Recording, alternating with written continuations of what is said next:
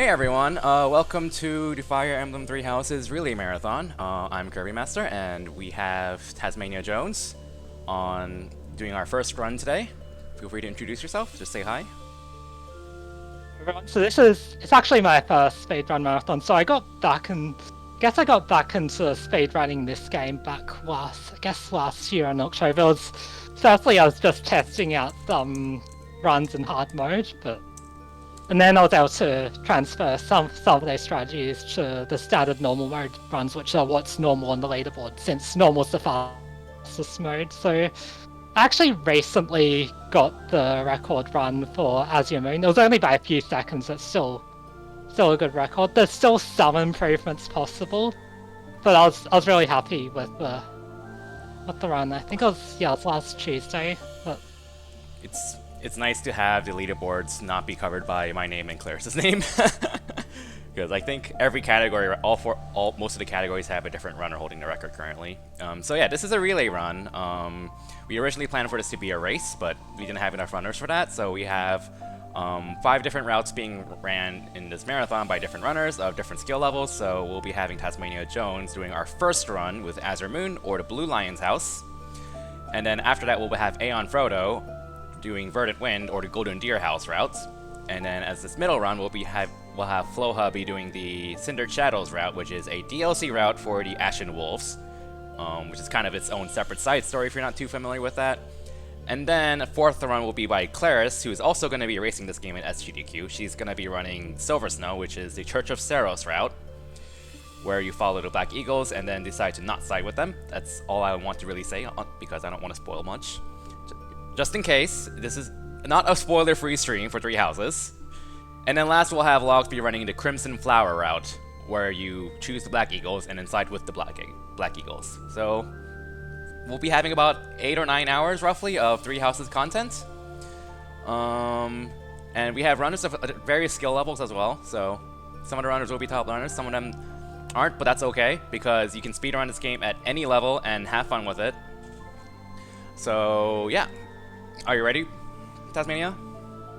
So what I'm going to do is we're just doing new game runs, so no new game plus file. We'll pick normal because it's fastest. We pick classic because there's certain reasons why we'll pick classic, which you'll see very soon. Yeah. Alright, so I'll give you a countdown to start the run. Yeah, are you ready? Okay.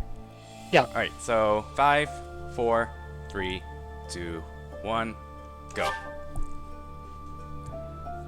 The countdown might be a little off, but that's due to the restream delay. Firstly, we're going to skip every cutscene that we can skip. Mm-hmm. And I can actually choose whatever gender Byleth, so I'll just go with male Byleth for now.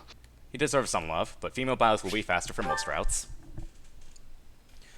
Okay. But yes. It's default name. And we're picking this birthday because we're only celebrating one birthday in the run, so that's the easiest state that only celebrates one birthday. Okay. I'm just gonna save for some safety. Not a I bad mean, there's idea. auto-save. But... So, firstly, our prologue map. So I'm going to set some options just to skip all the animations. That should be it.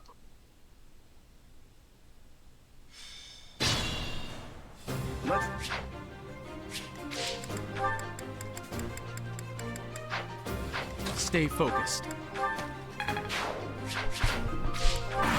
Yeah, so this is the prologue, the very first map of the game, and this is pretty much the map that introduces you to Fire Emblem's grid-based combat. So you basically have standard 2D grid, 2-dimensional grid, where you can move your units around. And we have Byleth here as our main character, the main avatar, who we just customized at the start. Okay, I got a crit. So, nice. Attack.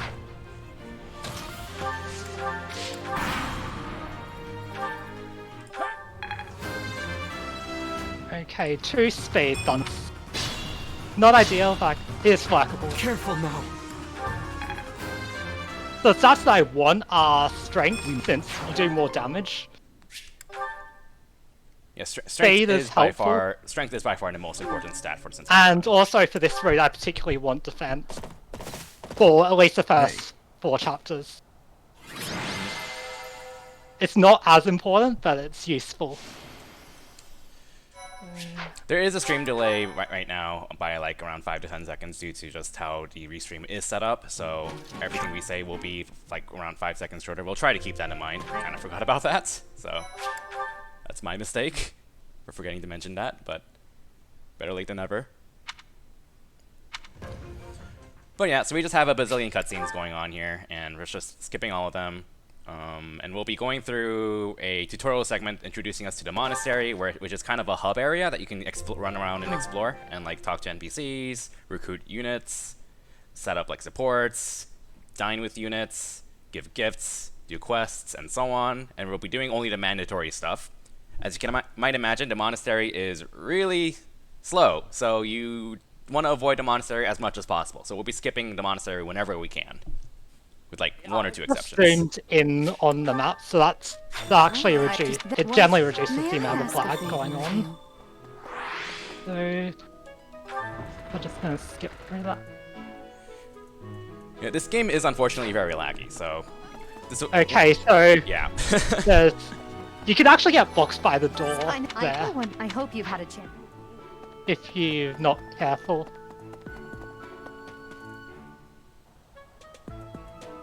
What I did was actually preload a file so I didn't get blocked by the door. So today we're going to be choosing the Blue Limehouse for this one.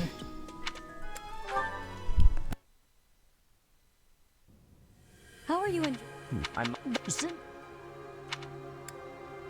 So you are. They are. No. They, So most cutscenes are skippable, but unfortunately there are a handful that are not skippable, and you kind of want to just smash through them. This game actually kind of has like a auto-advance feature for dialogue similar to the Persona games, but unfortunately the auto-advance feature is really slow, so you're better off just mashing anyways.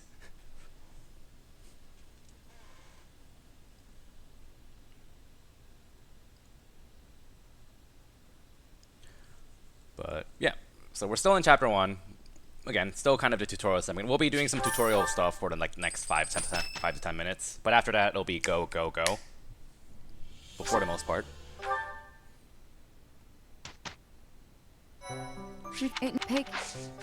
If you do have any questions, feel free to ask in chat, by the way.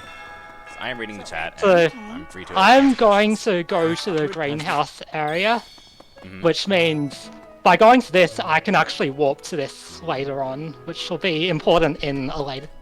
It'll be important in a later chapter that I have that unlocked. Right, there's a quest that we want to warp to later, but we can't warp there unless we've unlocked the greenhouse as a warp point, so saves a bit of time. Alright, and then we'll be doing our first real battle, chapter 1. So, for a bit of context, this is a tutorial battle, or practice battle, in the actual story, so Fire Emblem is notorious for having permadeath, but this is one of those chapters where even if you play on classic difficulty, permadeath is not a thing, because this is a mock battle between 3 different houses of students. And this is a route map, so there are different objectives per map, and route maps require you to defeat all enemy units on the map, or kill every last one of them. Meaning we have to defeat every enemy unit on the map from the other 2 houses. I'm sure. I can live with that. It's not... We don't want critic nuts there, No. but I've got to back up for that. Stay focused. I've. Normally you can auto-battle that, but because I crit Ignuts, if you auto-battle then Here goes. Annette, who I'm moving... I'll cut through. Annette actually moves into range of the other enemies, which we don't want to do.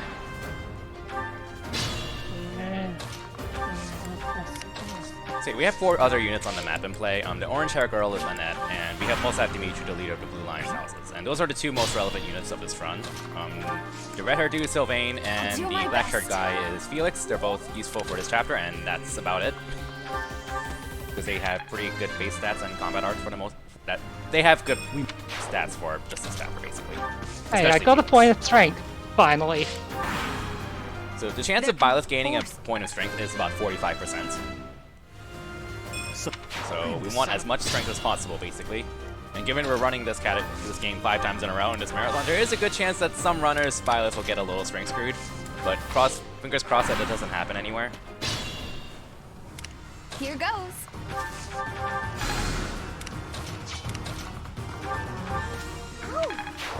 So the main priority right now is, on top of making sure Byleth gets as much experience as possible, making sure Dimitri does not get any experience. We do not want Dimitri to gain any experience, for reasons we'll explain later on in time skip, which is around the halfway point of the game casually. Okay, and just to mention, every level up actually costs time, so we want to get... we want to put all our experience onto units we're actually going to use, and actually need it for combat.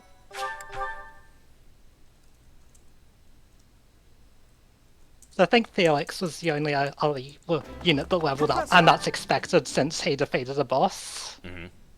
You are. Yeah, it's faster for him to defeat the boss than to have Byleth just kill everything on that map.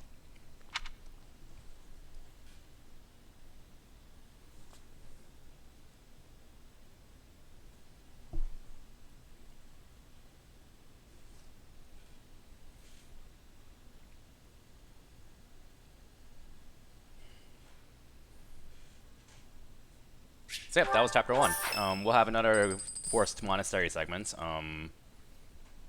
where we'll be doing this in every route, basically, where we're forced to go talk to Gerald to activate a quest. We have to talk to our house lord, and then we have to finish Gerald's quest. I like how you gave some birthday flowers to Annette. Best girl. Professor. So I'll go ahead and explain the lecture and teaching segment right now. So every week in the calendar, every student will gain a set number of skill points depending on the difficulty and depending on what their goals are set to. And so there's goals to, you can set your goals to things like sword rank, lance rank, or riding, or flying, armor, authority, etc. What we'll be doing primarily is setting Dimitri to axe and flying because we want to make him a wyvern rider since flyers are really broken in this game. If you don't... On top of that, we want to make Annette specialize in probably faith authority only, I'm guessing? Yeah, Authority faith for that. Right, so that's going to be authority and faith, because we want her to learn a really good spell, Recover, which is a really nice healing spell, and we want her to have as much authority as possible, because you need high authority to equip high-rank battalions, which we'll get into in a bit. And then we had Dudu set to faith and armor, because armor allows you to learn smite, which shoves the unit by 2 tiles. You'll see that in use later on. And Dudu also learns recover, and we'll be using that later on in the run as well. So yeah. So onto battalions. So by default, starting from this forced map, which is basically a forced grinding map, Byleth has a battalion called the Geralt Mercenaries equipped. It's a really good battalion, given that it's E rank, meaning anyone that's grounded can equip it, and we want to level it up. Battalions are effectively, in RPG terms, another equipment slot, and that can also level up. They provide different stat bonuses. In Geralt Mercenaries' case, when it's cast out, it gives you +3 attack, +10 crit, +10 avoid, I think. I might be a little bit off on the numbers there. Plus 15 avoid. Okay, 15 avoid. Race strength. I think it's 10 crit. I'm pretty sure it's 3 attack at least. Yeah, 3 strength. Or 3 physical attack. Right, but yeah. So we'll be using this map as an excuse to grind up Byleth and also train up the Geralt Mercenaries quite a bit, because we want those stat bonuses ASAP. Battalions also allow you to use gambits. Okay, that's We'll good. get into that later. 15. I ideally want 16 strength coming out. This not 15's workable. We must... With high speed, it's not as much of an issue. Okay. I want more strength than 15, but I can work with it. If you get completely screwed over, feel free to just use the DLC stat booster. I'd rather see the run finish. But, yeah. Battalions do also take damage. 15's not the worst I've had. Yeah, I was doing a practice run of Verdant Wind DLC last night while watching some TV shows, and I had a Byleth with 14 strength going into Chapter 7, Chapter 8. Meaning she gained 1 point of strength out of about 18, 19 levels. So that kind of sucked, but it happens.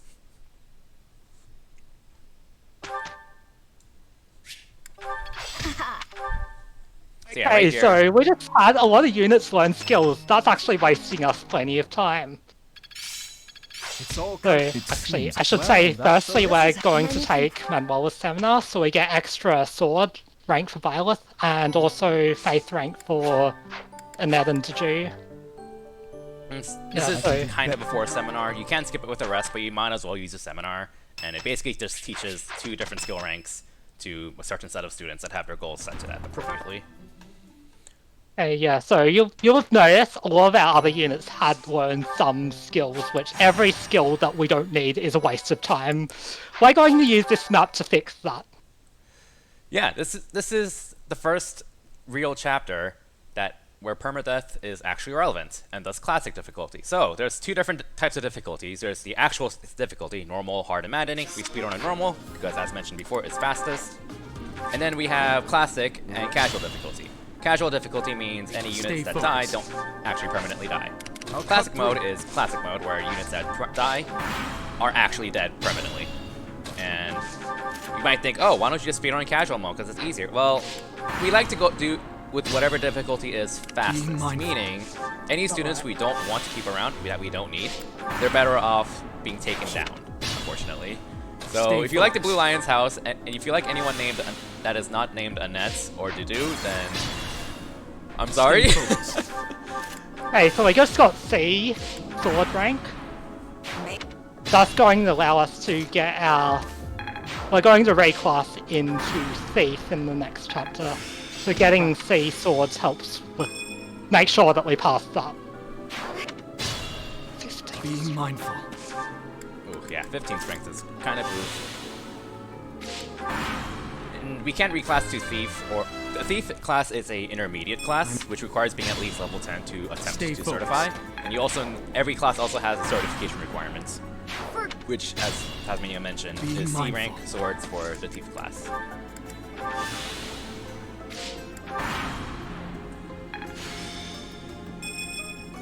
So, yep. Okay, so that's... Stay focused. If Dimitri dies, it's we'll have to rewind, basically. We'll explain Divine Pulse whenever we actually use it. Hey, that's a point of strength. That's good. So Violet is also using a different weapon type called Gauntlets, which is a first for the series, actually. So Gauntlets have a Brave effect, which in this game what that means is if you attack on your turn, you attack twice per hit. So if you're fast enough, you attack 4 times.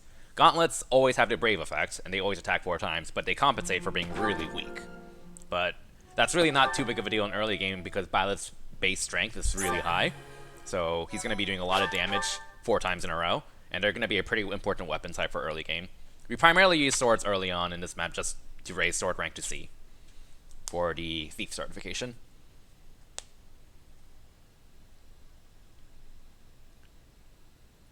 Okay, so now that we've gotten rid of every unit that we don't need, they're not going to learn any more skills, and they're not going to ask any more questions in the lectures. Yeah, so into lectures, at the start of every month, there's always going to be a lecture question, and you want to answer it correctly typically because that caps the student's motivation, which is important for learning skills, and you also get a lot of professor experience, which increases your professor level. They're both bad. Motivation, you don't want to see the motivation meter increase. You don't want to gain professor level because that costs time. So what you want to do is always give the worst answer for every lecture question. On top of that, every lecture question causes an extra loading screen at the start of each month, which costs at least 10 seconds, give or take. To ask. So for each extra student we have alive that we don't need, that is a potential extra 10 seconds of time loss per student in the long run. Potentially 20 if you keep them around in part 2. What do you require? So We just fought a very important battalion. So it's the Saros Holy Monks, which has a battalion called Stride. we'll get to that in a bit. But yeah, so here's a lecture question from Dimitri. So we actually got pretty lucky. Our first lecture question was by Annette, which actually saves us a lecture question because Annette is one of the units we're going to keep around anyways. If we don't get Dimitri, Annette, or Dudu on our first lecture question, then that is at least 10 seconds of time loss, roughly, because we got a lecture question from a student that we are going to take out anyways. Whereas if we got to do Annette or Dimitri, then we would have gotten the lecture question anyways in part 1, so it would have not wasted time. Okay, so that's Straya Basilian. That's not so useful for chapter 3, but it'll be useful many times later on. So, no. Chapter 3. So Chapter 3 is a Fog of War map. It's the only required one in this game, thankfully, because Fog of War in this game is kind of a huge oof. Your vision is 2 tiles, and I think it's like 5 if you use a torch. It's pretty terrible. With this. And this is a defeat boss map. Most maps in this game are defeat boss, Stay meaning focused. you end the map by just defeating the boss. But Lord Leonardo is the boss of this map, and he's all the way in the upper left corner, but he does not spawn until you defeat the Dark Mage in the middle of the map. So we're going to be manipulating the AI of this Dark Mage to get out of the woods, because forests give a lot of the void, and we want to be able to take him out reliably. And then by taking out this Dark Mage, then Leonardo will spawn in the upper left corner.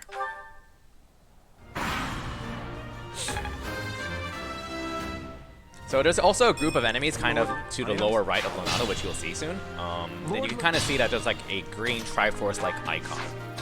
And that little icon resembles how much battalion endurance they have left, but the main thing to note is that it means that enemy has a battalion. And battalions, again, allow you to use gambits. Gambits are bad on you, because if you get hit by a gambit, you get rattled, which means you lose all benefits from your battalion for a turn and cannot move for that turn, and get a stat reduction for that turn. And that is really bad. So we want to avoid any and all chances of getting hit by a gambit, if possible. Units with a gambit will typically attack you if they can attack you without getting a counterattacked.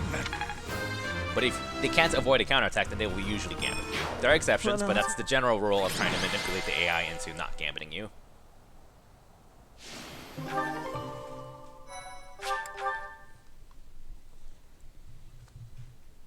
But yeah, that is Lord Leonardo down, and Chapter 2 done. Chapter 3 done.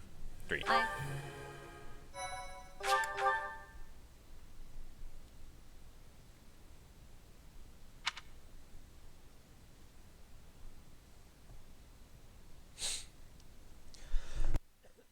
So, onto gambits. Gambits, there are also such things as supportive gambits, and they're kind of what they sound like. They don't attack the enemy and rattle them. They're not like an AoE attack like they usually are. Instead, they help your party in some indirect way. So, for example, there are supportive gambits that allow you to counterattack everything for 5 turns. There are supportive gambits that allow you to move again. There are supportive gambits that allow you to survive a lethal blow at 1 HP. And most relevant right now is a gambit provided by the battalion that Tasmaniajones bought, called Ceros Holy Monks. It is an E rank battalion, so meaning anyone can use it, and it has the gambit called Stride.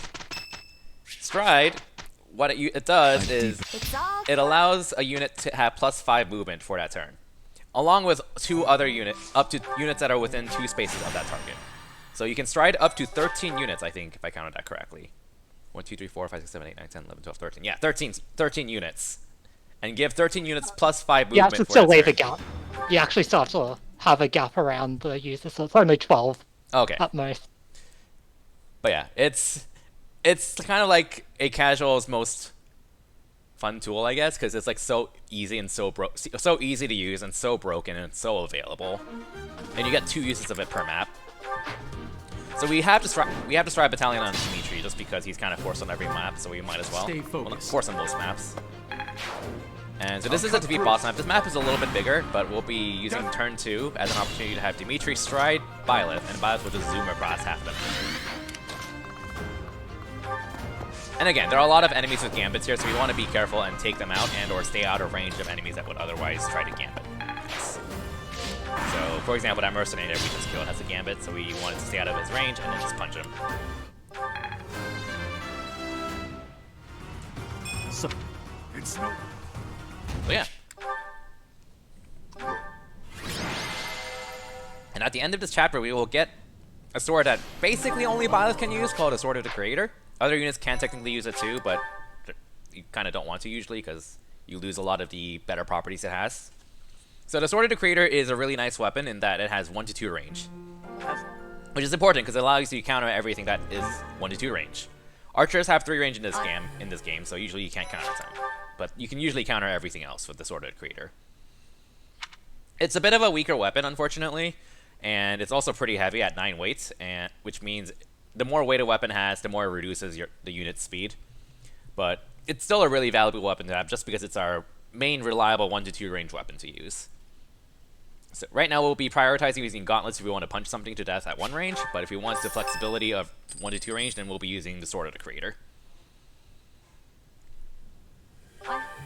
And the reason why speed's kind of important is because, as per most Fire Emblem games, the more speed you have, the more likely, well not more likely, but you're able to double attack a target if you are faster than them by a certain amount. In this game, it's by 4 speed. And your speed is reduced depending on how much you're weighed down by. So, the Sword of the Creator has 9 weights, so you lose 9 speed from equipping it. Some of that is offset by your strength stat, but you're basically still losing like 5 or 6 speed from equipping it. So it's a pretty heavy weapon. You kind of have to keep an eye out for that if you have a particularly speed-screwed Byleth, but usually Byleth speed is perfectly fine, especially as a thief. Okay, so this is chapter 5, which is, for this road, it's the main roadblock for part 1. Yeah. This is a pretty notorious map in this game. It's a really big map with winding corridors, and you can't really skip any of it, so you're just kind of walking around, hoping you survive, and keep walking around. So, one thing to note is that we do want to hit D-rank gauntlets, because D-rank will allow us to use steel gauntlets, which we just hit. Steel gauntlets have 3 might, iron gauntlets have 1 might, I believe, so that effectively allows us to deal 8 extra damage when you punch something. So that's really valuable.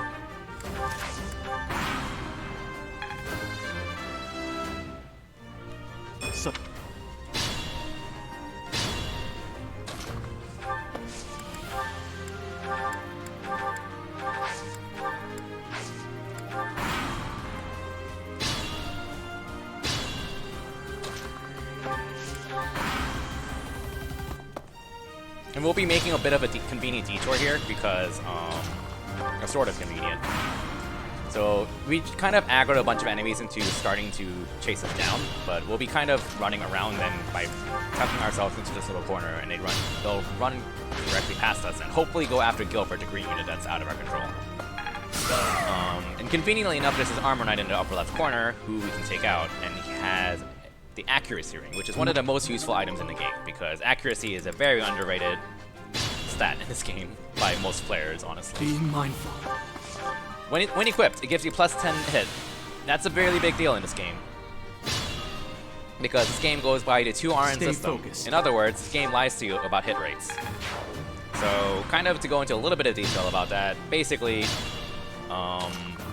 what you would expect the game to do is roll 1 random number between 0 to 99 and then compare it to your hit rate. If it's lower, you hit. If it's higher, you miss. Instead, what this game does, and most Fire Emblem games do, is it rolls 2 random numbers and takes their average, and then compares them. In other words, in order to miss a 90%, you have to roll 2 numbers whose average is higher than 90, so you need 2 really high numbers in a row. So the actual chance of hitting a 90 is actually 98.2. The too long don't rate version is basically hit rates above 50 are more likely to hit than the game tells you, and hit rates below 50 are less likely to hit. And with that in mind, plus 10 hit makes a really big difference, because like if you go from 70 hit to 80 hit, you're going from like 78 hit to 92 hit, for example. Alright, so monsters. Monsters are really, in my opinion, are really interesting in this game because they have multiple health bars and a barrier system, and they really encourage you to use your entire army to take them out, which is really cool. Unfortunate for a speedrun, because we kind of are just trying to solo the entire game with Byleth alone, so this battle is kind of a huge reset point because you just kind of hope for the best and hope you don't lose like a minute or 2 minutes or game over. So yeah, Iron Bows work pretty well on this monster because monster will always attack in a way that you can counter with an bow. Being mindful. But ideally you want to just like go up and punch in the face. But like if your defense is bad or if you just get hit too much, then you just kind of have to camp it out and hope for the best and lose a lot of time. And like in a top tier run, this is likely just a reset right here, unfortunately. But we haven't like game over or anything, despite her pretty strength screwed Byleth, so we're still hanging in there. Ooh. Yeah, this is pretty brutal. Doesn't help that there's 2 units of gambits coming up to you.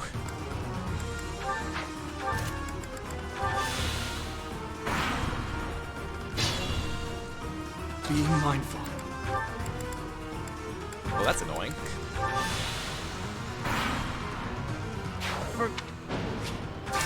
Alright, Divine Pulse is the mechanic in this game. Welcome to Divine Pulse. So, Divine Pulse allows you to revert time to a specific turn earlier in the map. And you are forced to use it when you game over. You default to having 3 charges of it, meaning you can revert time 3 times. And the RNG is always going to be the same. So like, if you revert time to like a turn earlier and do exactly the same actions, then you will get exactly the same outcome. Stay focused. But you can like, with some knowledge of how the RNG works, you can like try different actions to get a different result if you want to. Unfortunately, your level ups are not re-rolled, or fortunately, depending on how you want to look at it. So we're just gonna have to hope for the best. We really wanted Gilbert to survive for longer. Let's see. Because we kind of want Gilbert to be a good distraction. Being mindful. Okay, so actually Divine Pulse backs before the Mix 1 battle. That actually restores all your Careful Divine now. Pulses. And because I've got low strength and low defense, and actually restart. If I fail this phase and I have no Divine Pulses left, I have to restart the entire map. Yeah, this is a really Stay long map. focused. You do not want to restart it. So you kind of see why this is a huge reset point for runs. Because this fight requires improvisation, and if you have to improv in a Fire Emblem speedrun, your run's dead, basically. Because like Fire Emblem strats are generally like designed around being really consistent, and like if anything goes wrong without like a static backup, then your run's probably Being dead. mindful. So hopefully these enemies won't gambit you. Oh, okay, so you have gauntlets equipped. Stay focused.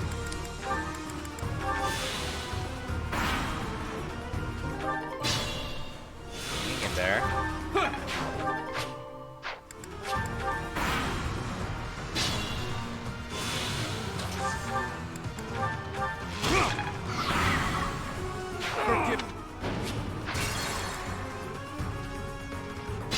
Probably. Stay focused.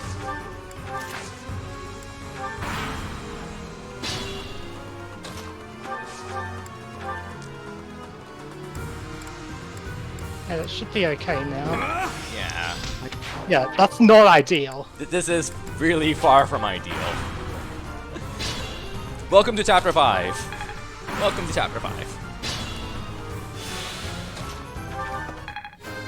I would say a lot of curse words for that, but that's not entirely appropriate for this channel. But we're all always internally screaming about this map, and ugh. Oof. It usually takes around like 22 turns, I think, normally. So Yeah, that was a really long one. Because was- I had low strength and defense. yeah, and like Professor, the monster also just hits please. you really hard, so you kind of have to gamble on dodging a lot. And the monster has like 30 to 40 hit on you, I think, Picture. which translates to around Yes, please. 18 to 28 hit true hit, I think, something like that. So like it doesn't sound really high, but like over the course of like 5 or 6 turns, you're gonna get hit once or twice generally.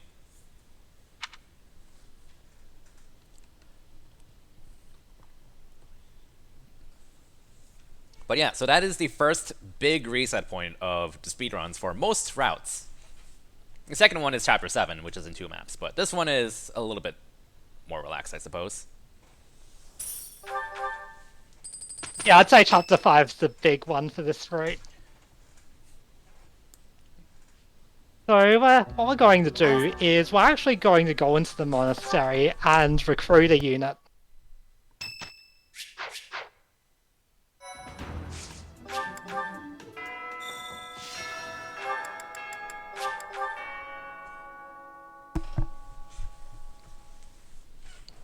Oh, my working. I can assist with on. I'm available. I had to step away. I'm guessing you just explained recruiting Shamir. Not yet. I haven't explained it. Yeah, so I've recruited Shamir specifically for this map. Shamir comes as a sniper, so that's the promoted version of Thanks. Archer. So importantly, It's all snipers it have seems. +1 bow range. I'm getting it. And Shamir also has a combat art called Curve Shot, which is another 1 range. So in other words, Shamir using Curve Shot has 4 range. And this map coming up is a route map. Or rather... Well, it's a route or defeat boss. Yeah, so you have to either defeat the boss, which is the Death Knight, or route the map besides the Death Knight. And the Death Knight is really scary and really powerful, and he's very fast and has very high crit, and you will probably die if you attack him. But it's faster to kill him, way faster. And he's kind of in this really isolated chamber in the very middle, and the only way to reach him really quickly is using something like Warp, or using a really high ranged attack, such as Curve Shot as a sniper. And that's exactly what we're going to do. Here goes. So Shamir will normally get I'm double good attack now. by the To work. Death Knight, which is why we need to use Rally Strength on her, because What should Rally I do? Strength bumps her speed up to the point where she doesn't get Stay double focused. bumps her strength up to the point where she gets weighed down by 1 less point. And right there we just saw Dudu using Recover on Shamir to fully heal her, which is amazing. So there we go, Magic Dudu. Stay Hype. vigilant.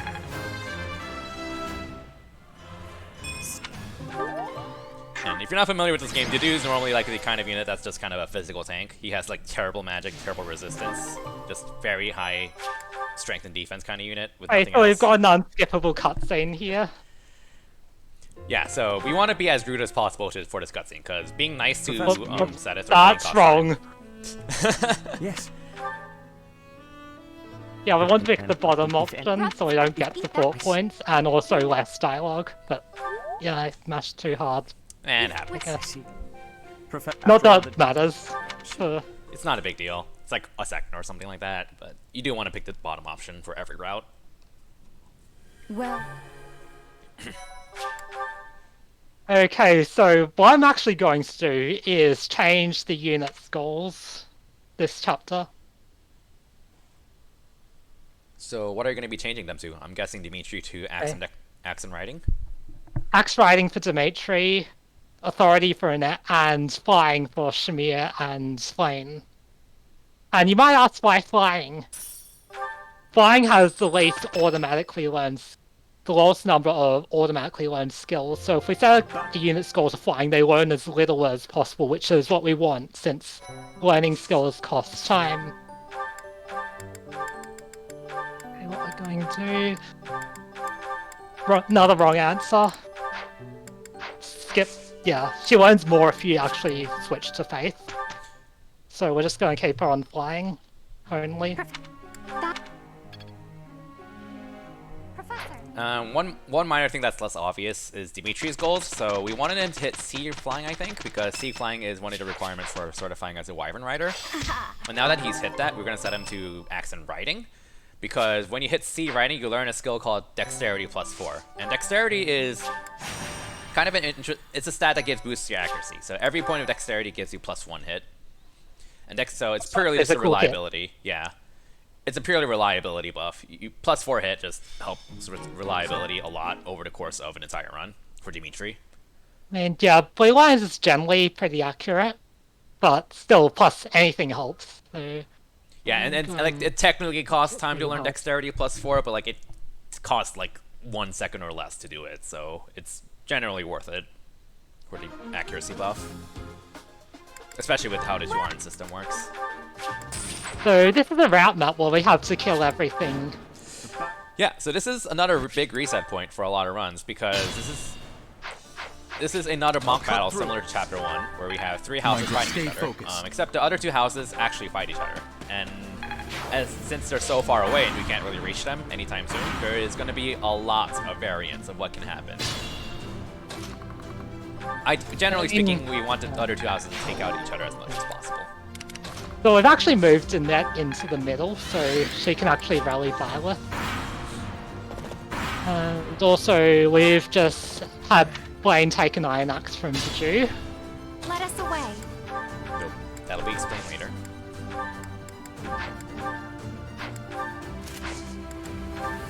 Here goes.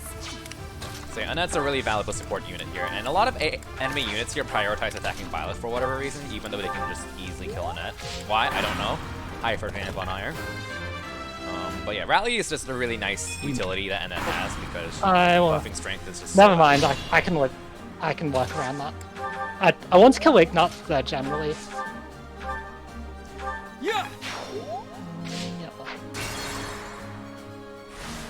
I'm not moving. So again, and apologies for the delay, just because everything we say will be like 5 seconds ahead of what you see because just of how the restream I'll setup do my is. best. But that's free streaming for you, I guess. Okay, so I just used Recover, and that's why we let Faith on Annette, so she can heal Violet by a fair amount. Yeah. In my opinion, Recover is like one of the most underrated spells in this game, underrated tools, because it's like, I feel like a lot of people, myself included, just forget how terrible heal is in this game. Because like healing just heals so little in this game, and just being able to top someone off with a different spell, completely without like any other help, is really nice. And like, Okay, I actually got the setup where Hubert and Dorothy aggroed the yellow unit. That's the so the yellow units are cord and Claude has like 3 archers, and you can't counterattack the archers because they have 3 range. So you kind of want the Black Eagles to take out as many archers as possible for you. If they don't, you have to spend 1 turn per archer killing them, and that costs a lot of time. So if you want to go for like a really good run, then you pretty much have to have the archers get taken out by the Black Eagles, otherwise you're going to lose a lot of time, and your run's probably dead. You never let me down. actually Blue Lions Chapter 7 is actually not too. It's hard to get a good time, of course, but it's actually much less reset heavy than the other runs because we've got a net. Yeah, and that helps a lot for this map overall. Just Rally and Recover is just so good. Because in other routes, which you'll see later on in this marathon, we'll be seeing Flame as a support unit instead because we don't have it in our party.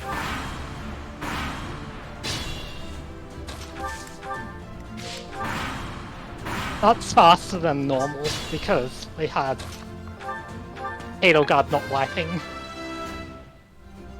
So, Strength is catching up. It's still like 8 out of 22, but better than earlier this run. I can definitely work with 21. Yeah, it's workable. Ideally, you want to be at 24 strength for this map, because you need 24 strength to 2-shot an Armor Knight with Disorder the Creator at 2 range. But if you don't have that strength benchmark, then there are other backups you can use. They do cost a chunk of time, but it can't really be helped.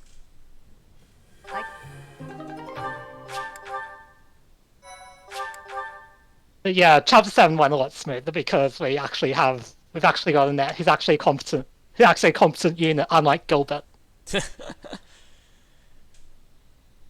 Annette, top tier unit. Am I right? She's our girl. Well, at this point in the game, anyway.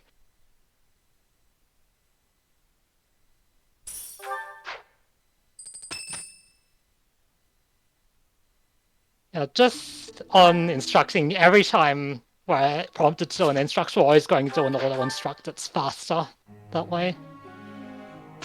I think it pops up two times overall.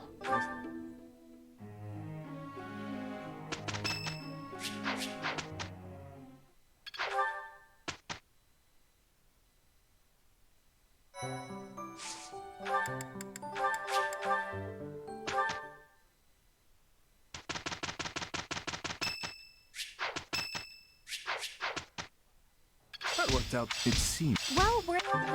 Okay, so Chapter 8 is... I think it's still fairly straightforward. There's a few things that I will do, because I'm under 24 strength. There's 2 extra weapons that I'll buy.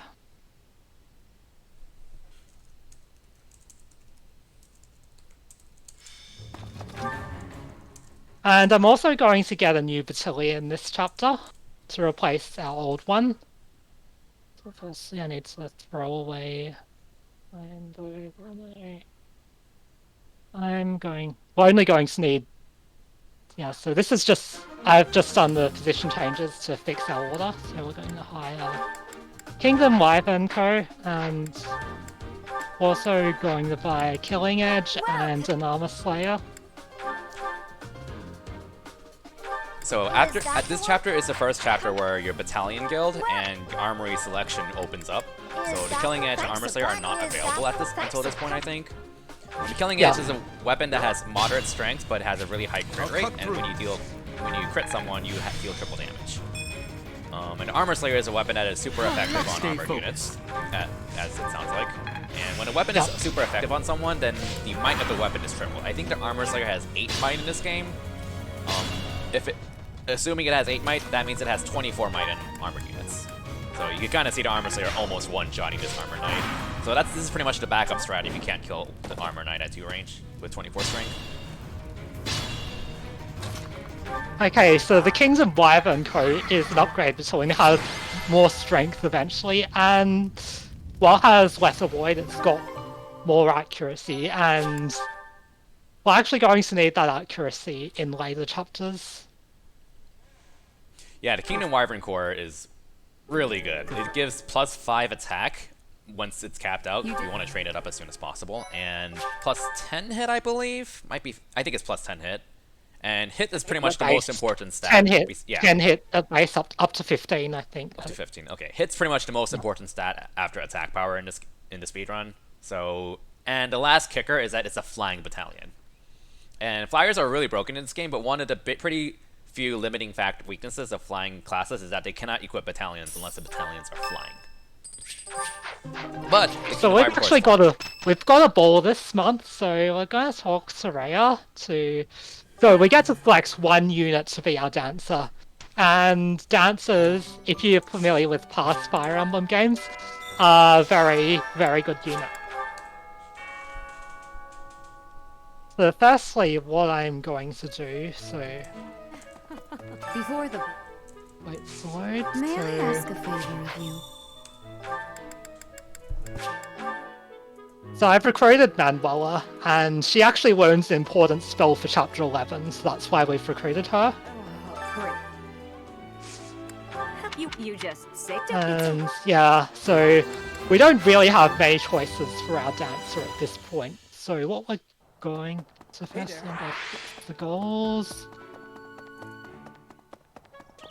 Yeah, so conveniently, Flame, which is one of the units we get, who's otherwise not very good at combat, actually has enough stats to win dance competition, so...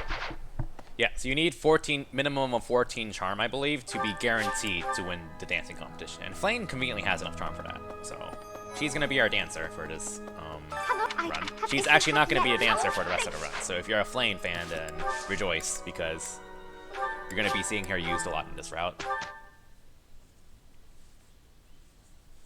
Yeah, we don't... Yeah, specifically in this Blue Lions route, we don't have a lot of other choices.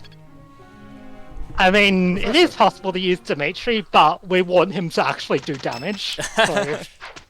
Yeah, I think you made like a route for this category where like Dimitri is actually the dancer, and it like actually works, but it's slower than... Yeah. Woo! Dancing.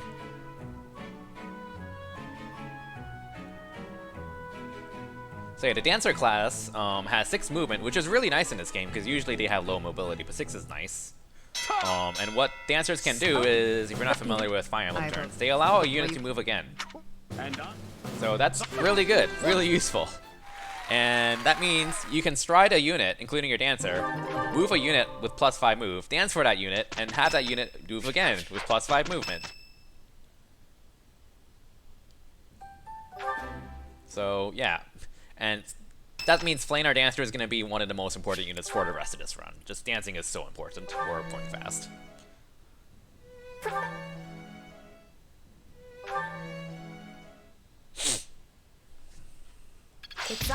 It's all. Okay, so the next chapter that's coming up is another route map, but this time we've got to route several monsters in this map. Right. And monsters all have barriers, meaning you deal half damage unless their barrier is broken. And you won't break a barrier by either gambiting it, using an effective weapon on it, or hitting it twice. And each monster has 2 health bars as well, so you can't kill any of them in one round of combat, unfortunately.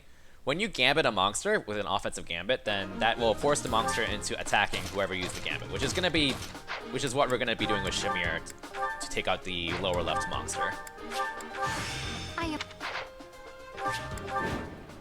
Also, we don't auto class into Dancer. So you have to remember to always Okay, Stay focused. that's good.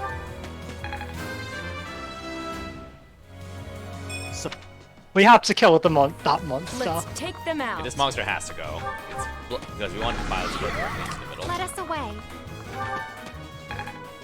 Or we want a unit to go in the middle, because when you cross a certain points, I think that's like 2 tiles north of Violet, maybe 1 tile, then that aggroes the top left monster into turning around and doing nothing, for whatever reason. Here goes. Why? I don't know, but it makes it so that that monster and the upper right monster don't move further away, which is what we want. We don't want them to move further away.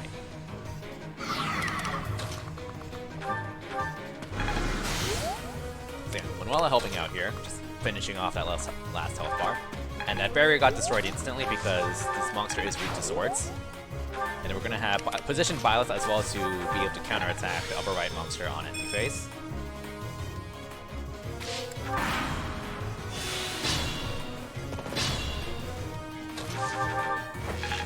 Okay, that heal I actually have to use. If I don't use that heal or another faith spell, I don't actually learn the skill that I want by chapter 11. Manuela needs to hit a faith, which is when she learns warp.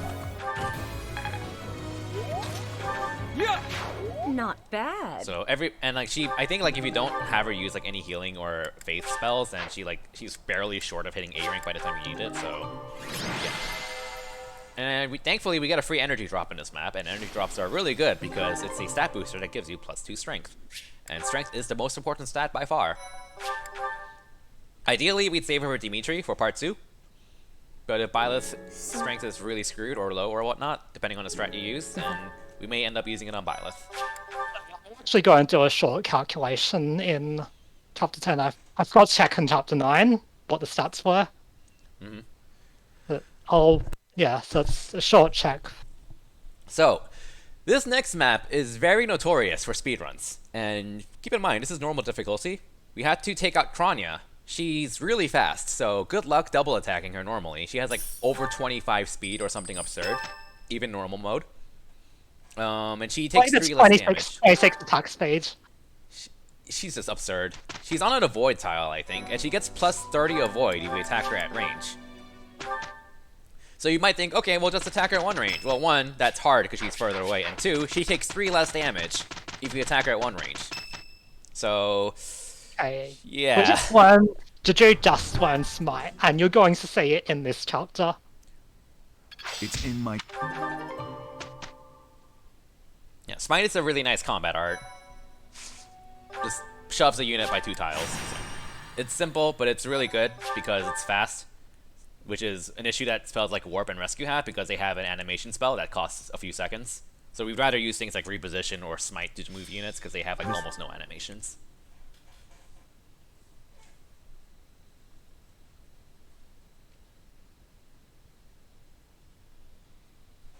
Okay, so yeah, I definitely need to energy drop Violet here. Yeah, so typically the strat is to use Ruptured Heaven, which is a combat art with the creator, Sword of the Creator at 2 range, which is a magic buffed attack. I'll cut through. Unfortunately, Violet's magic stat is also really bad. Basically, 30% of your magic is how much extra damage you do with the combat art. What should I do? 9 magic, that's not really doing anyone any favors. Stay focused.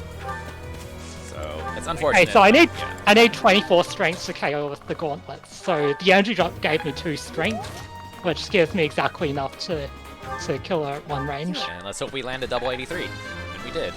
83 displayed hit is around 92, 93 actual hit rate. So this is why we kept Sigil around.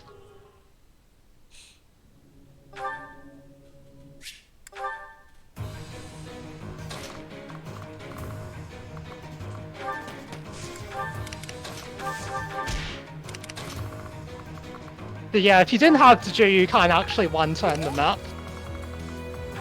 Because Flame's our dancer, but she's the only unit that has rescue at this point.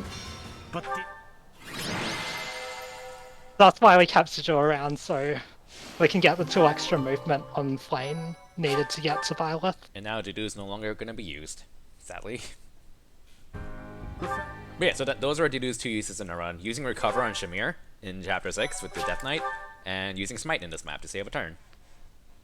Also, you save a bit of time in Chapter 2 because you don't have to wait for enemies to hit them 4 times. Yeah, Dilu takes forever to die, and like having to wait for him to die in Chapter 2 takes freaking forever, so that's really nice. Because like older routes did try to kill him off immediately, and he can sometimes take like 2 extra turns to get taken out, and yeah.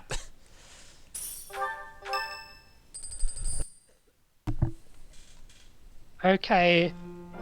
No stat boost! Yeah, if you're really unlucky, you can actually get stat boost on the Enlightened 1 promotion. So how promotions work in this game, which we haven't really explained yet. Basically, every class has a set of base stats, which you can find in Seren's Forest. I guess I'll go ahead and link it in chat, because why not? And if a unit's stats are lower than any of those classes' base stats, then their stats will go up to the base stats of that class. So, for example, if Violet's defense is less than 12, which is the base defense of the Enlightened one, then his or her defense will go up to 12. You don't want that to happen typically because it costs time, but there's really nothing you can do about it typically. So From our goals, yeah, Manuela just learned Warp at the end of Chapter 11, which is going to be used this chapter. yeah, Warp does what it sounds like. It teleports a target And to I a need the distant battalions. tile. And the formula for the warp range is magic divided by 4, and Manuela already has 15 magic, I think, so she has 3 warp range. And I've definitely seen some people say like 3 warp range is not that useful or whatnot, but like even just 2 tiles makes such a huge difference that yeah, it matters a lot.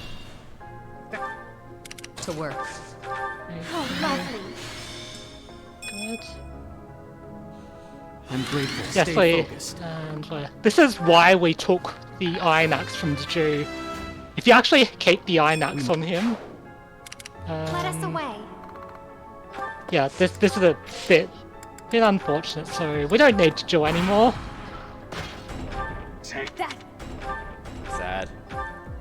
I like to do a lot. I like most of the characters in this game. This game has awesome characters. Who agrees with me? Yeah, Proceed so with caution. the reason we actually took the Iron Axe is because if he's holding the Iron Axe, he doesn't actually get doubled.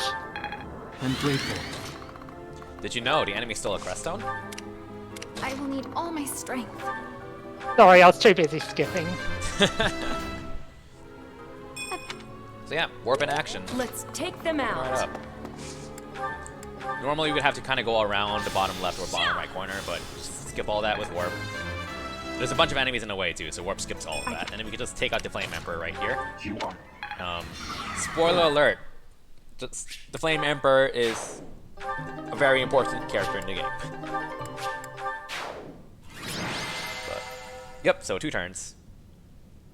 So one more thing about Byleth. So Byleth just became the Enlightened one, and the Enlightened one is a really good class given that it's free, basically. It has 6 movement, which is pretty decent. It's not mounted, but it's good enough for what it's decent enough.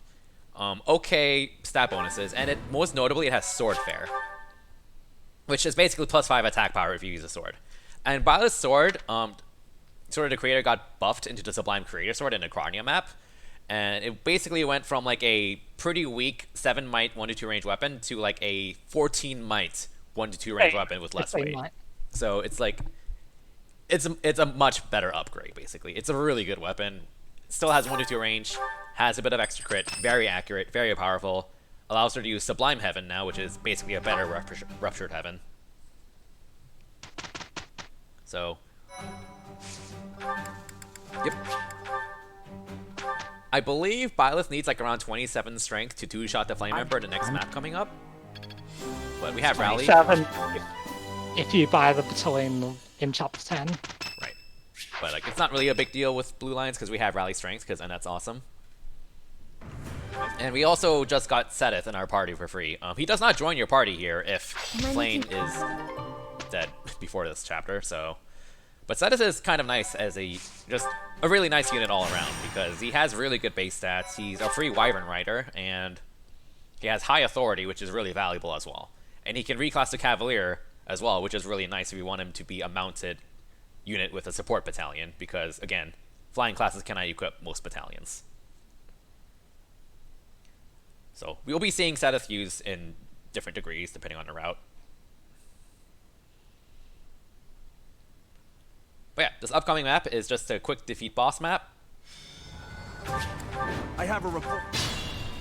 Stay This focused. is a really big map too, so we have a lot of distance to cover. And like, there are ways to one-turn this, ways to one-turn this, but they just cost a lot of time usually, or require more setup.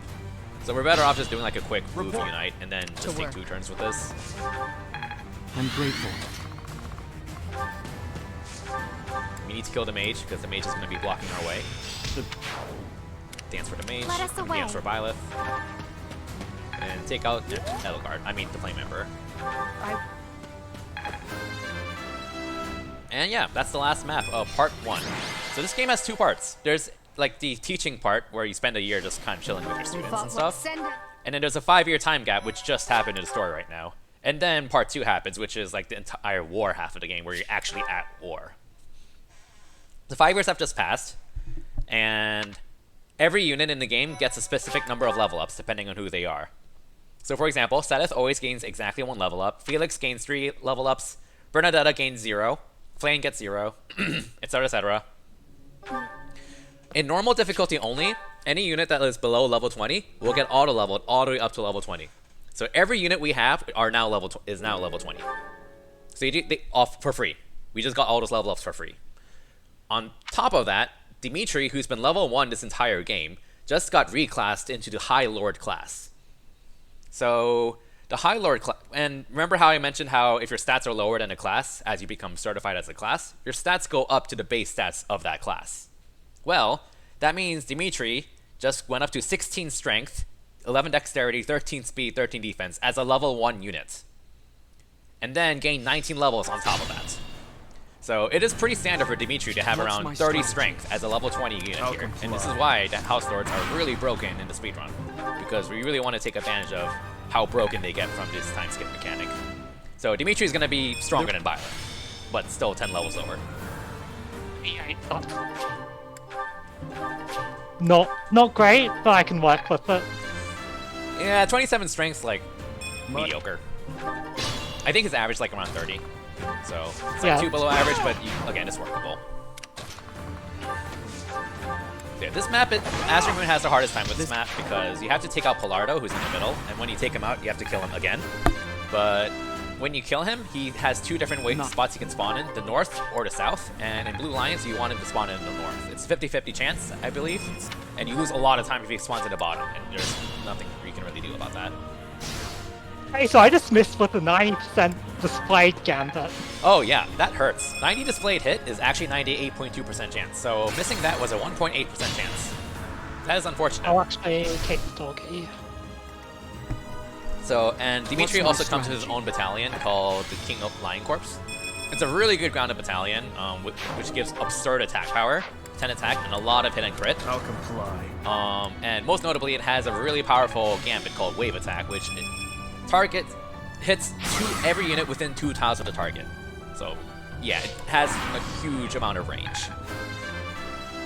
We want to rattle all these snipers so they just don't move and block us. Wait, all of this right here is kind of improv on Tasmania side, because since we missed a 90 displayed hit, we kind of have to just have Violet burn orange with a different attack, and then just kind of wing it from here. But yeah, the Blue Lions house by far has the most trouble with this map because no flyer. I got the upper spawn, that's good. No.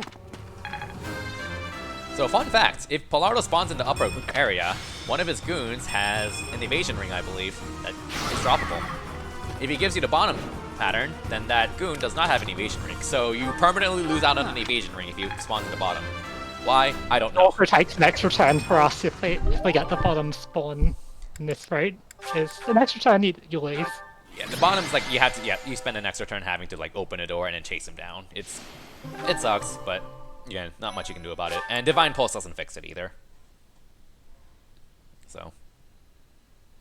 But yeah, that is Hunting by Daybreak, which is the most notorious map in the game because it's probably the map where you have no preps at all for it. And in maddening mode, the difficulty spike is so high that a lot of people have notoriously actually soft-locked on that map due to a lack of preps or whatnot, which is unfortunate, which is why we have to like make sure we do all of our preps in the chapter beforehand so we don't get screwed over. I mean, it's normal mode, so you can't really get screwed over, but still.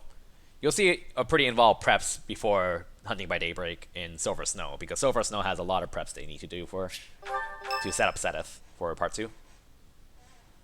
So now we're on to a long prep section, just pre-prep for our chapter 14. Yeah, so this is probably one of the biggest menus in the game here. Yeah, I'm going to do that. Be safe. So again, flying is the best goal to set a lot of units to, because you learn as little as possible. And we want authority on some of our units because there's a lot of valuable support battalions that the Blue Lions get in part 2. And you need authority to equip higher rank battalions.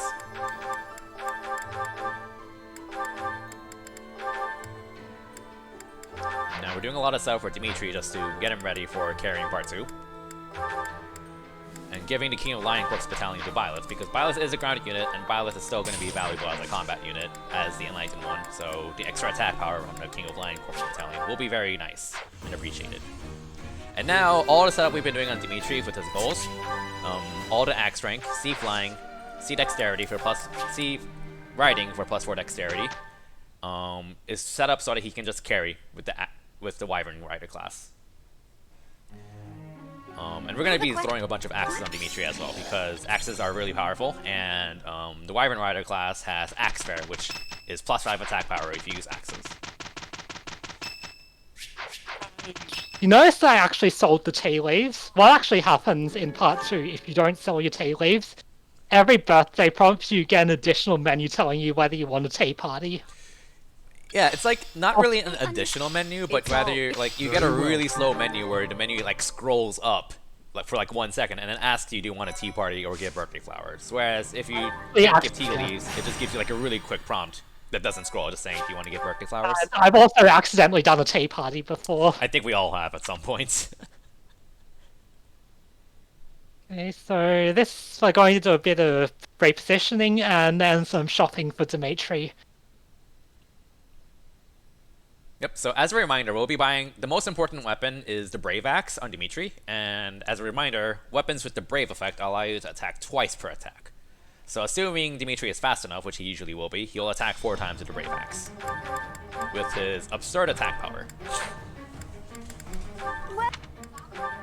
Did you know? Is that the one? Is that the thank? Is that the one? Thanks a bunch. Is that the one? Silver Axe is just another powerful one-range option for Dimitri, and the Short Axe is a stronger 1-2 range weapon that we want to use in certain points of the map, mostly this map. So this is an interesting map. This is one of the defend maps in the game. If any unit reaches the red tiles at the top, then it's game over. Let's clean up. In order to end this map, we have to route the map, which takes forever because this is a really big map. Alternatively, we can try to get this green Swordmaster to the bottom right corner, which sets the map on fire. Once the map is set on fire, and then you move a player unit into the boss's range, then you aggro the boss, the objective changes into defeat boss, and you end the map that way. And that's what we're going to aim to do, because routing the map takes forever.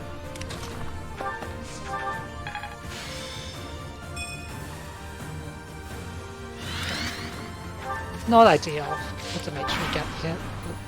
So yeah, there's a lot of enemy units that are just attacking Dimitri, and because they're actually going on the red tiles to attack him, but it's not a game over as long as they die. So like if an enemy unit attacks Dimitri from red tile and they die on the counter attack, then it's not a game over for us. Injuries mean nothing. We do have to take out this archer manually because Dimitri can't counterattack the archer at 1-2 range, since again archers have 3 range. So we have to take a bit of time to manually take him out, otherwise he will actually make the game over. And prioritize that.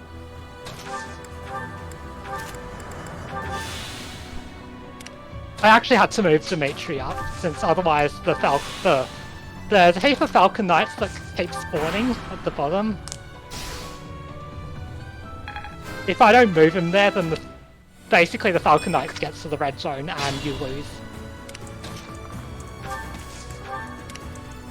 Falcon fly.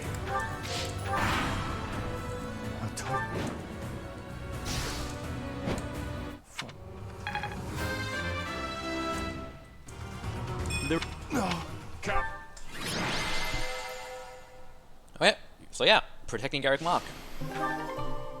done quickly.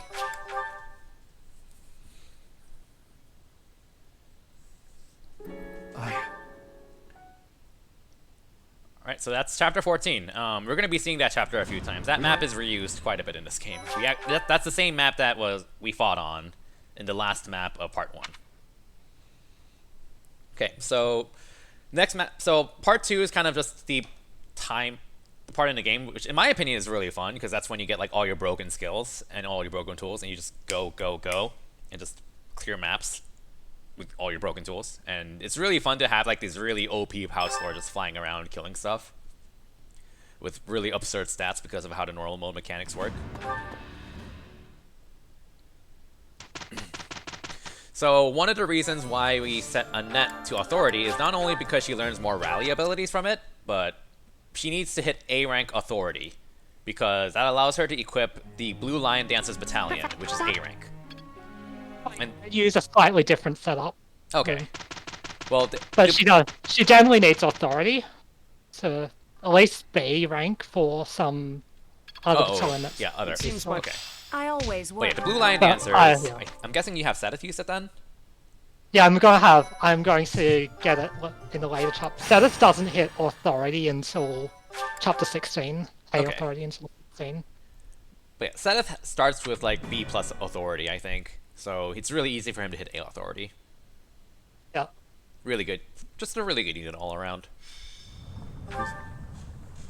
Yeah, but I've got a really low strength symmetry, so what I'm actually doing is buying authority, setting Manuel to learn authority, which is... We generally don't want... In my world record, I didn't do that. But What's my this gives additional bit of safety on the final chapter if you have I'll comply. learned authority skills. Yeah, so Let's clean every map, nearly every map in this part 2 is defeat boss, so basically most of our strategy is going to come down to how fast can we get Dimitri to the boss. Gilbert's also convenient because he comes with Smite automatically, so that's really nice. So he's gonna be nice as a utility unit here and there too.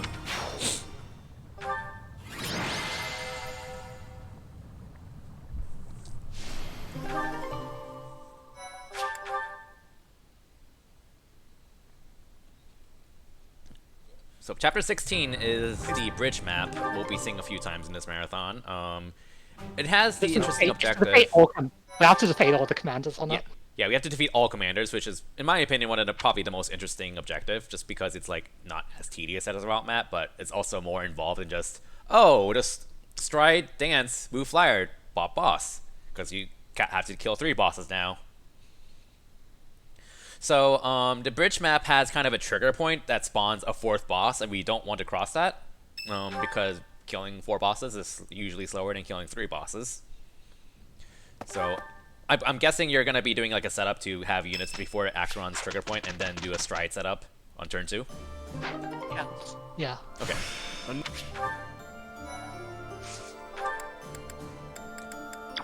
Yeah, a lot of these route changes for Azure Moon were pretty recent over the past like 2 or 3 months. So like I haven't ran this category for a long time, so I'm not as familiar with this route at the moment. So this is kind of new to me too. But it's cool to have We're the going to showcase. see a battalion called Blue Lion Dancers on the next map. Yeah, Blue Line Dancers. So I was mentioning it last map until Tasmania corrected me on who uses it, but it is an A-rank battalion. It's what it sounds like. It's a group of dancers. What it does is it allows up to 4 units to move again, once per map. I always. So Always some- that getting means it. you can make your dancer move again. So you can move Dimitri, dance for Dimitri, then dance again for your dancer and Dimitri, and then dance for Dimitri again, and have Dimitri move 4 times in the same turn if you wanted to. Because again, the Blue Line Dancers is a group dance, so it's So pretty broken. unfortunately, Dimitri gets automatically reclassed into a grounded class, so we're going to fix that. And we're also going to class Zenith into Cavalier because it has 7 move and can use grounded battalions. I'm going to buy now, so set it. Yeah, so it's really convenient that Seth comes with the Cavalier class already certified. And the Blue Lions has like by far the best battalions in the game for support out of all the houses. Is that the one? So like they have another Stride battalion that's C rank, so now we have 2 Stride battalions, 2 units equipped with Stride, which is pretty funny. Let's clean up. Yes, I deliberately went around the long way on that. Wasted effort. I'll comply. Yeah, so this game kind of has a weird bug with the Kanto where like in most Fire Emblem games, if you try to What's my if you strategy? draw a path longer than you need, then the game automatically calculates the shortest possible path for you, and then it calculates how much you can move again after that for you, assuming you use the shortest path. But this game, unfortunately, doesn't do that for you. So we're going to see our Blue Lion dancers in action. Onward. Yeah, we just we can move through our 3 units again. By Ferdinand von Dyer. Guide me well. Why, thank you. I'm grateful. Being prompted to move again is slow, by the way, which is why we're gonna try to dismount with Zenith before using the Gambit.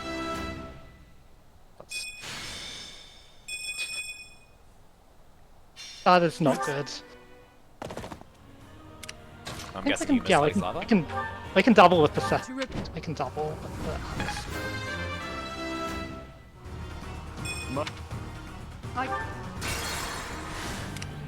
and I'll comply.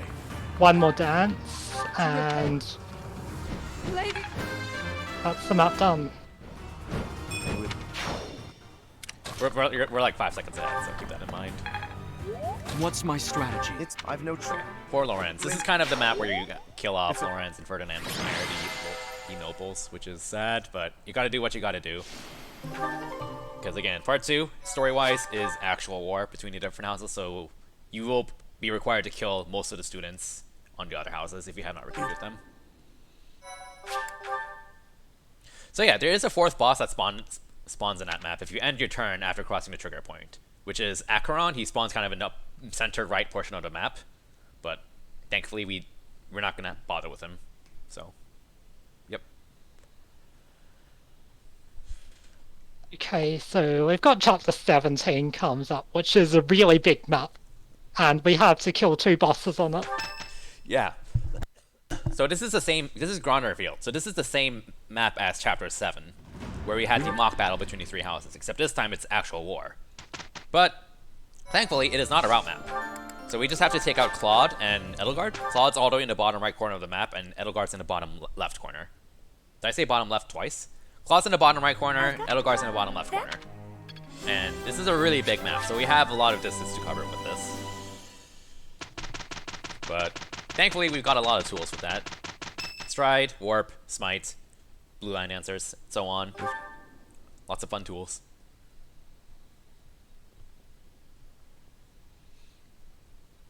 I'll wait. I'm finding my. It's mainly Blue Lion dancers and Stride on this, and dancers on this chapter. Yeah, I wasn't sure if you still used Smite in this map. I know it was No, I in the don't. route. You don't? Okay. We still have to use 2. Yeah, so in chapter 16 we bought an extra Stride battalion for Gilbert, which we're going to need to use. Yeah, because like at the first turn of this map, we're gonna be using Stride with Shamir because she still has our Saros Holy Monks, and then have all our units kind of go really far into like the upper right area.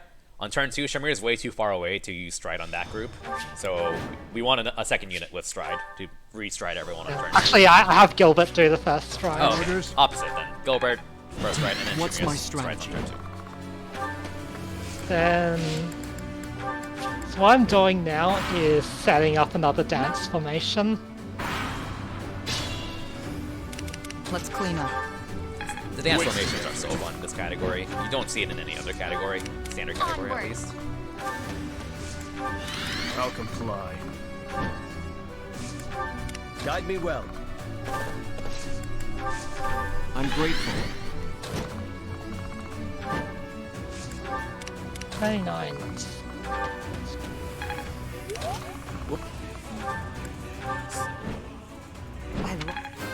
it's nice that you get to reach Shadow Guard at 1 range. Older routes reach her at only 2 range, so we have to kill her with a short axe. Which still works fine, usually. So you're... But Yeah. still, any bit of extra reliability we can get, we take. Because, again, hit is the most important stat in speedruns after attack.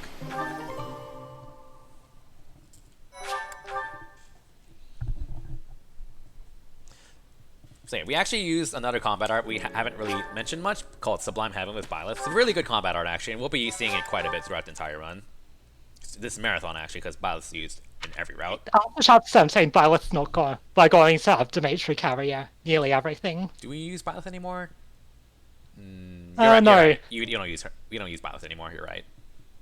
All right, we'll leave the explanation for another route. Yeah, so we've got a heap of what I call not very well designed maps subjectively. This is the Jojo one. In terms I think. of the map that is, yeah, this Oh, map is particularly. Furty at. Okay. Yeah. I think like usually a lot of like casual players would be like, "Oh, defeat boss," but I want to just wipe the entire map and get all the experience, which is understandable. I would do that too. But this map is just kind of like, yeah, you see all these annoying gimmicks, but then you have the boss just right up a ledge, like 10 tiles away, and I think even like a lot of people playing this casual were like, screw this map, I'm just gonna bob Cornelia. The skill... The There boss is always just ended early or always something. some new... Because this map is actually kind of annoying if you try to play it out. It's kind of funny because the game's like, hey, there are these levers that you can reach, and like they're all the way in the upper right corner of the map, or like all the way in the upper left corner of the map, or something like that. And then like disable these Chapter 18, columns, or yeah, just 18, spot the 9, boss. yeah. 18, 19 are going to be particularly short chapters. 20 is also fairly short as well. I would like to mention something interesting actually. So I believe there are 2 generic bosses in this map. They are actually substitutes for Felix and Annette. The Azure Moon Route was supposed to have an extra sprout split. I think it's like the time when Gilbert asks if you want to go to N-Bar, the Empire, or Ferdy at the Kingdom. And unfortunately, one of those planned route splits was cut out. Because in one of those route splits, Let's clean Annette up. and Felix are supposed to defect from you. I'm great. Leave it to me. Which is why you kind of see 2 generic bosses on this map, because they're actually supposed to be Onward. replacements for Annette and Felix on that map. You can even see, like, there's even, like, unused voice lines you can find online, with, like, where you have Gilbert killing Annette, because the only way to do that is on that unplanned route, and things like that. So yeah, this game is really awesome, but it is unfortunately really rushed, and yeah, it's really sad that this route got cut out, but it is what it is. So yeah, it's supposed to have like a route split similar to the route split from the Black Eagles have. Yeah, so the last chapter is basically just a fly skip. Yeah, there's not much to say about that map otherwise. Just fly skip it. I like how they lined up like 3 archers to be like, hey, don't bring a flyer here. Oh, but I'm a flyer, so I can just fly around you anyways. I think that map also has like a really unique bow, that a unit that spawns with like a bow that's called like the Tathlin bow or something like that. But they only spawn after like 20 turns. Why? Don't ask me. You have to make a certain location, I think, on the map. So. It's like one of those things you're only going to stumble upon completely on accident if you're like Yeah. intentionally stalling My, or you look yeah, it my up. first run through, I never had the. I must. I've never enemy seen it spawn. until I looked it up. That Like people started talking about it. So yeah, this game has a lot of weird quirks to it. But despite that, we all still love this game. This game is pretty awesome. So, for some story context, we now need to save Claude because Claude is getting raided by the Empire, and Dimitri's like not really set on revenge anymore because he's like kind of turned over a new leaf. Redemption arc, I suppose. And we're supposed to like defeat these reinforcements, save Hilda, save Claude, protect them, and we get rewarded for keeping them alive, or we can just spot the boss in the upper left corner. And the boss is pretty far away, actually, so we have a bit of distance to cover.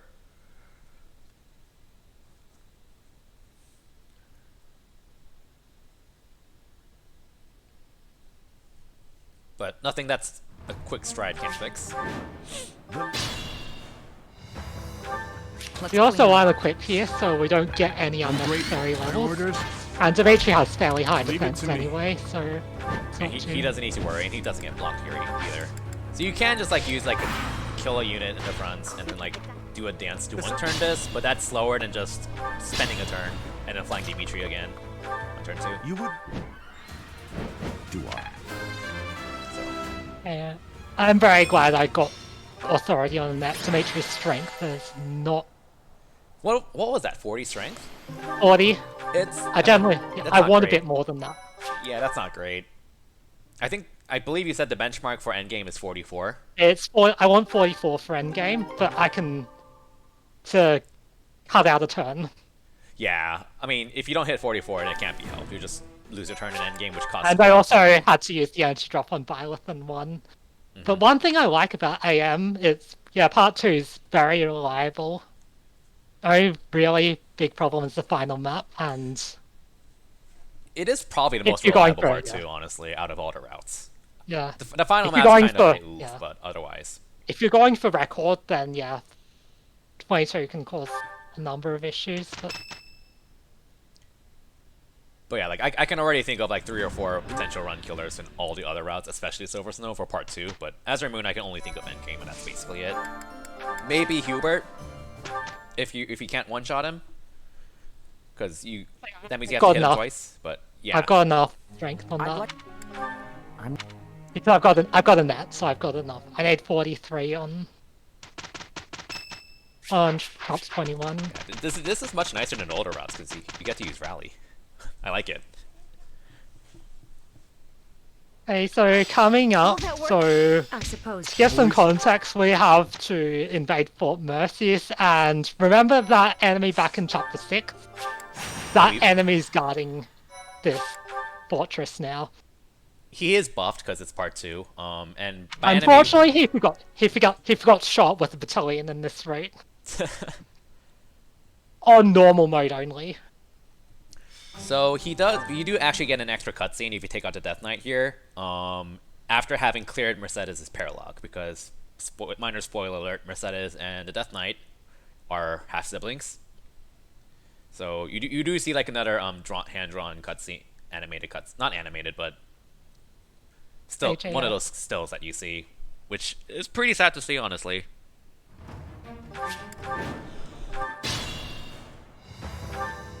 Yes, I moved there to Leave avoid it to me. Kanto prompts again. Yeah, like I think like whenever you kill something with a mounted unit and you Guide me cancel, well. then the unit like poses in place for like a second and a half, and you actually lose quite a bit of time from that. So I'm great. you want to avoid the cancel prompt whenever possible, which is one of the. So basically, being mounted sucks, in a way. Okay, so I used Atrocity against Death Knight. That's a very accurate combat art, and it's basically super effective against everything. Yeah, and a red bar, which is the lance that Dimitri can use. Anyone can use technically, but it's only Dimitri can use Atrocity with it. Triple effectiveness means you might hit a weapon is tripled, and let me look up the stats for that because I'm curious now. I think it's only it's a double plus the might since it's a combat art. Oh, okay. It's double might plus the boost from Atrocity. It's still more than enough. It's still more than enough to kill. Oh yeah. Our bar has 19 might. So with Atrocity, that is 38 might. And then Atrocity gives 15 extra might. And plus 20 hit as well, which is really nice. So that is 38, 40, 53 might. Plus Dimitri's attack power. So that's like over 90 damage. 90 attack power before calculating defense. Pretty fun. Atrocity is also really fun because like Dimitri has a crest. Crests are kind of like an integral part of the game story, but they usually don't affect much in the game gameplay wise. Dimitri has probably one of the most notorious crests in the game, where he has a 10% chance. If you use a combat art, he has a 10% chance of dealing double damage, but using up double the weapon uses, which is usually really bad, but also really fun because it's really fun to get that proc and a crit and deal like 600 damage. Coming up to chapter 21, it's a very large map, so the goal again is to get Dimitri to the boss somehow. Dimitri starts It in starts the upper on right the corner. upper right corner, Yeah, and the boss is around the lower left. But we've got heaps of battalions to get around that. So other routes of this map have a much easier time with it, but Dimitri is our only flying carry, so we kind of have to work with what we've got, getting him auto over to where we are, and then going down on turn 2. Yeah, so what I'm going to do is second stride. And because we're lazy, we're just going to do an auto I'm unite. grateful. I'm your girl. What's my strategy? And yeah, so we rally. My orders. Dimitri, I'm grateful. get our second stride. Get stride back up. So we've got another dancer setup coming. Quite helpful. That's helpful. Leave it to me. I need to move to tree. Yeah, so in other routes the fence isn't here. Fence is here though, so that's what we have been well for There's the no warp over stopping that. me. This is the second time warp is being used in this route, by the way. Warp's really useful, but it's not something you want to do all the time. You only want to use it if you want to specifically get across a barrier or something like that. Because, again, animations.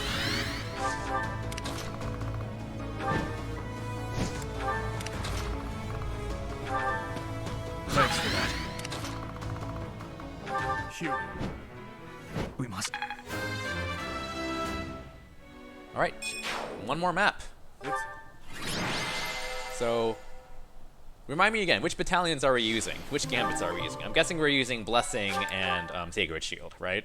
Yeah, so those are new battalions. We'll also see Retribution, which allows us to counter from any range. Yeah. And we're also going to see the other battalions that we bought. So the Dancers and the Stride battalion.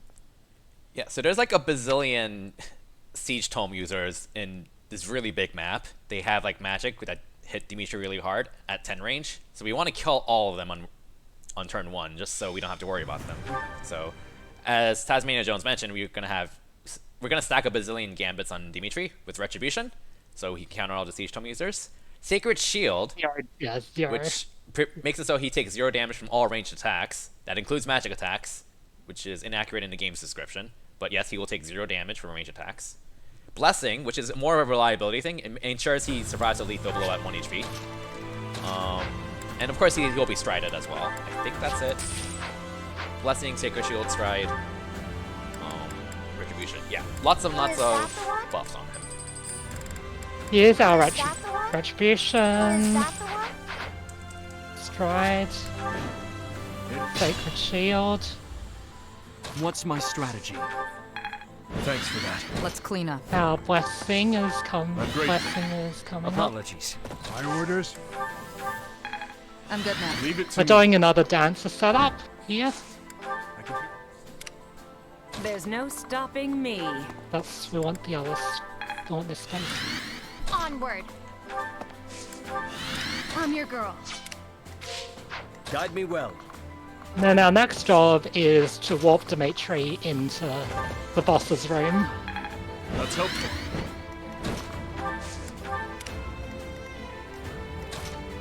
Remember to tell me when it's time. I have the timer ready. Okay.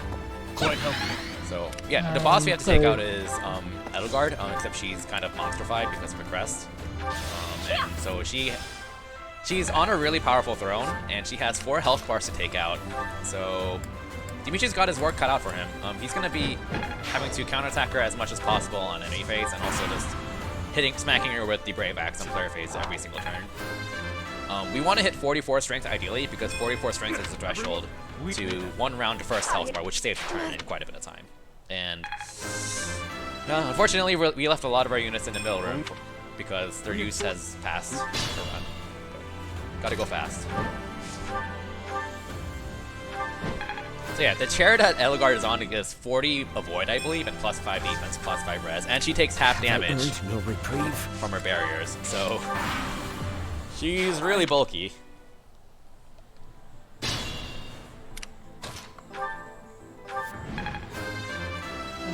Not ideal, but I can.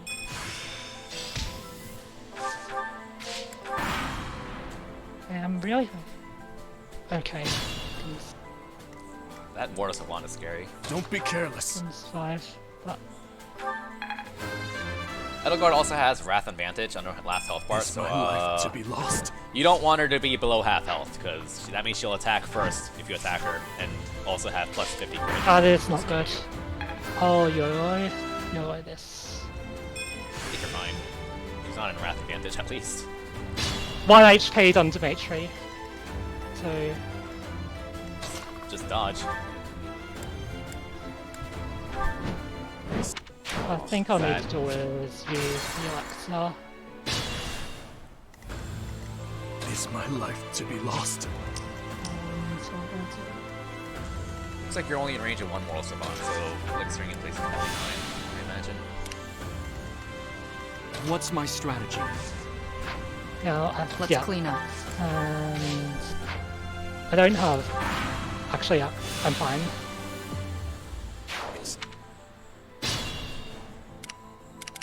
Leave it to me.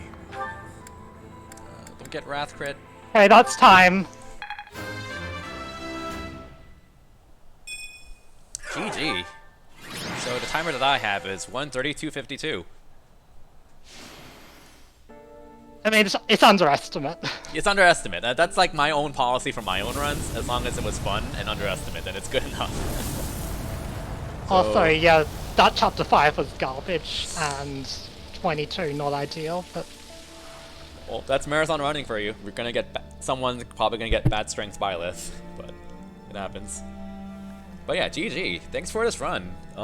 Be sure to give Tasmaniajones a follow, because he's been putting in work on this speedrunning game as a whole.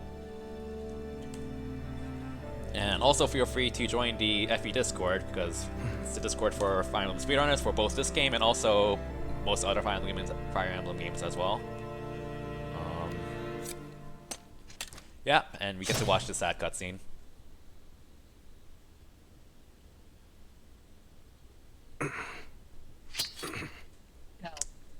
yeah, the reason, yeah, AM's a very reliable chapter 2, even if Dimitri does have below average strength, apart from the final chapter, but that's why I bought the Elixir back in 14, in case either Dimitri has low defense or he gets hit too much.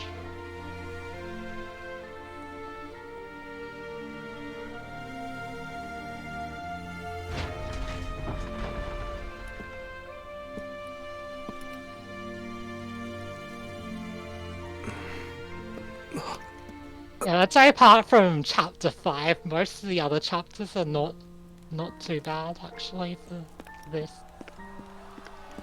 Yep, this run went pretty smoothly outside of chapter 5. But chapter 5 be chapter 5, so yeah. Cool. Well, thanks for the run. Do you have anything else you want to say before we swap over to the next route? I think so yeah, at the end, I actually did a bit of safety strat, so I actually moved Sedith into the stairs. It delays the War Master by a turn. Yeah, I figured that you moved him there to distract the War Master for a turn, because the Yeah. War Masters will one round like everyone. And Gilbert died. I mean, and then actually survived, but I deliberately moved her between Yeah, and like, Violet and Gilbert. although this is classic mode, you don't game over unless Byleth or Dimitri die. So in the last map, anyone else can die and you're fine.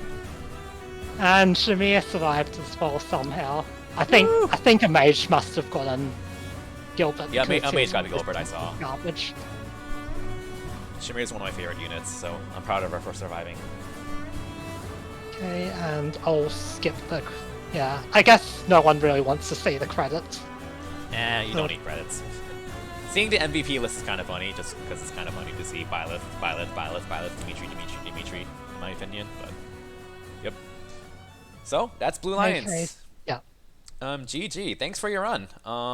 We'll be doing Verdant Wind in a bit by Aeon Frodo, which is the Golden Deer House.